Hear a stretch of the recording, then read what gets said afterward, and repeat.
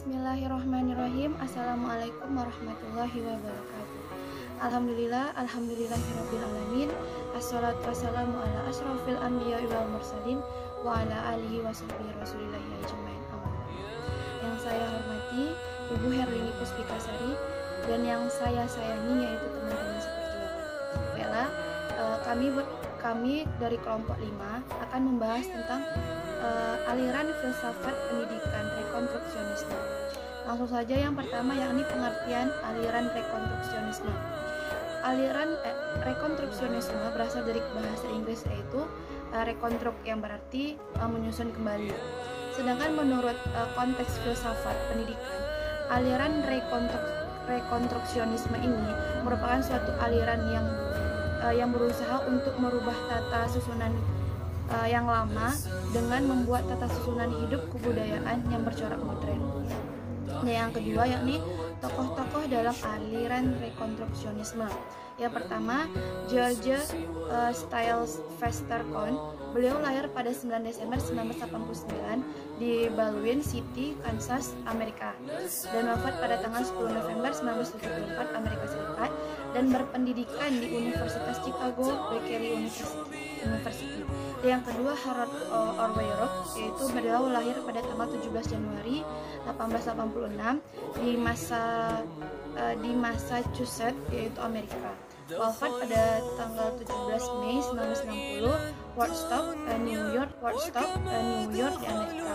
Dan beliau berpendidikan di perguruan tinggi Dartmouth. Tokoh-tokoh yang ada di aliran ini dipelopori oleh mereka berdua, yaitu pada tanggal 1930. Mereka bermaksud untuk membangun masyarakat baru, yaitu masyarakat yang dipandang pantas dan adil. Ide-ide mereka itu sangat luas dikarenakan mereka dipelopori oleh pemikiran progresif DW. Dan saat ini menjelaskan mengapa aliran rekonstruksionisme ini memiliki landasan filsafat pragmatisme. Meskipun mereka banyak terinspirasi dari pemikiran Theodore Pramel, khususnya dengan beberapa karya-karya filsafat pendidikannya, yakni melalui Pattern of Educational Philosophy 1950, Howard Reconstructed Philosophy of Education 1956, dan Education of Power 1965. Sekian dari penjelasan saya. Penjelasan selanjutnya yang akan dijelaskan oleh teman saya sendiri, yakni Muslim Nasution. Kepadanya. Baiklah, saya akan melanjutkan pembahasan makalah kami, yaitu pandangan Islam terhadap aliran rekonstruksionisme. Pada prinsipnya, filsafat rekonstruksionisme berupaya mencari kesepakatan antara sesama manusia agar dapat mengatur tata kehidupan manusia dalam suatu tatanan dan seluruh lingkungannya. Maka pendidikan perlu merubah susunan lama dan membangun susunan hidup kebudayaan yang baru, sehingga perlu kerjasama antara umat manusia. Menurut Hasan Langkulung, bahwa langkah pertama yang harus diambil untuk memperbaiki proses pendidikan dalam sistem pendidikan yang dilaksanakan di negeri Islam adalah berusaha membina filsafat pendidikan yang menyeluruh, realistik, fleksibel, dan mengambil landasan-landasan prinsip-prinsipnya dari prinsip-prinsip dan ajaran Islam yang mulia, dan akidahnya berkaitan dengan alam, manusia, masyarakat, dan kehidupan. Juga yang berhubungan dengan watak ilmu pengetahuan manusia, watak nilai moral, dan watak proses pendidikan dan fungsinya dalam kehidupan.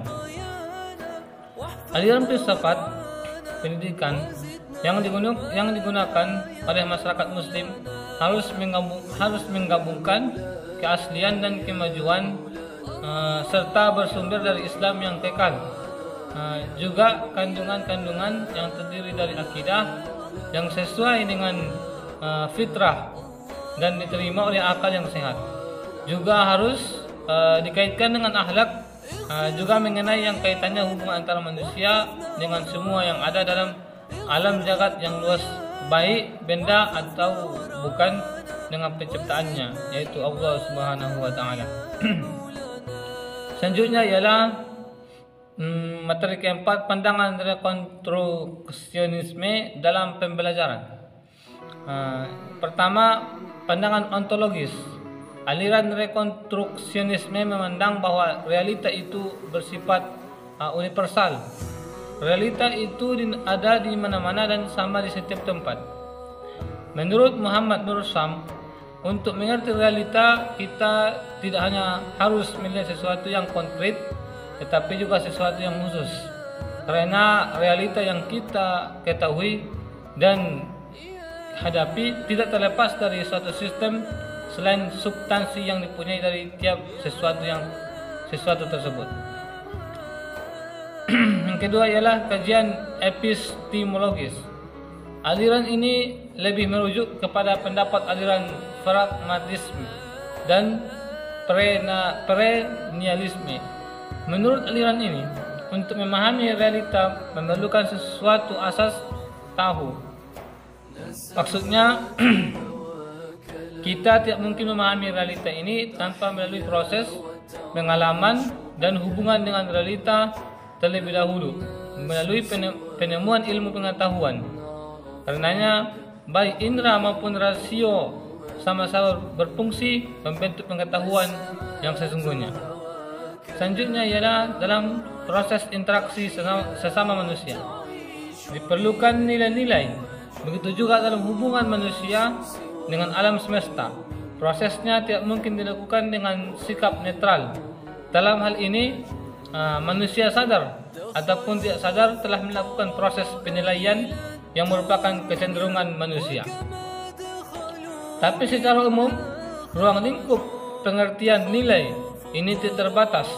Menurut Barnardip, aliran rekonstruksionisme memandang masalah nilai berdasarkan asas-asas supranatural, yaitu menerima nilai natural yang universal, yang abadi berdasarkan prinsip nilai teologis. Mungkin sekian pemaparan presentasi makalah kami. Wassalamualaikum warahmatullahi wabarakatuh.